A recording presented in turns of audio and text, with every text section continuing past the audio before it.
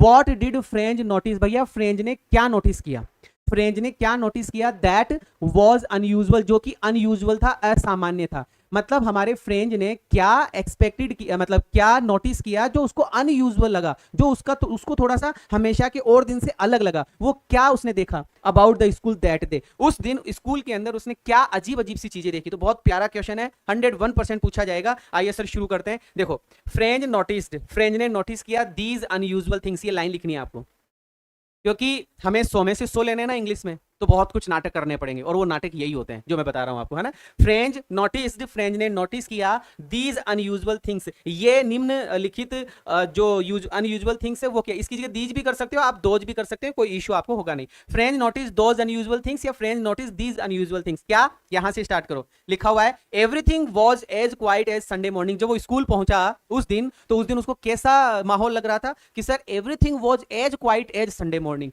Everything was as quiet as Sunday morning, सब कुछ इतना शांत था जैसे कि संडे की मॉर्निंग होती है। और ये लाइन हमने लेसन में भी बहुत बार पढ़ी है, everything was as quiet as Sunday morning, everything was quiet, everything was quiet, everything was as quiet as quiet as Sunday morning, Sunday morning की तरह एज क्वाइट एज थी।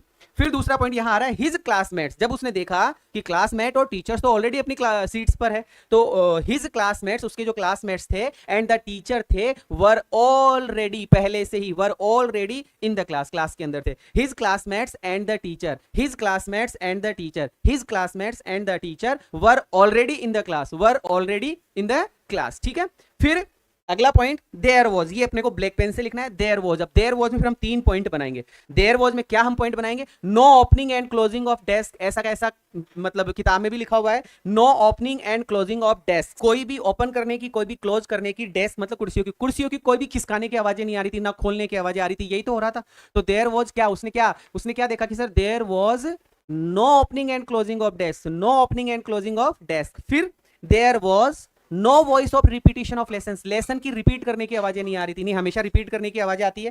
No voice of repetition of lesson, repetition of lesson, repetition of lesson, इसकी भी आवाजें नहीं आ रही थी। There was no voice of rapping of the teachers, rap का मतलब क्या, वो खट खट खट खट खट खट करके मारना, तो no voice of rapping of the teachers great ruler, teacher का जो ग्रेट रूलर था, टीचर का जो उनके पास में जो डंडा था, उसकी भी कोई आवाज नहीं आ रही थी। इस तरीके से आपको लिखना है। तो देयर से रिलेटेड 3 बातें लिखनी है, there was no opening and closing of desk, no voice of repetition of lesson, no voice of rapping of the teachers great ruler, इसी तरीके से लिखना है। आई थिंक आपको ये बात क्लियर हुई होगी। एक बार आइए फटाफट से फिर से देख लेते हैं कि भैया फ्रेंच नोटिस्ड, फ्रेंच ने नोटिस किया दीज अनयूजुअल थिंग्स, कुछ असामान्य चीजें वो थी। Everything was as quiet as Sunday morning, everything was as quiet as Sunday morning, everything was as quiet as Sunday morning, ठीक है।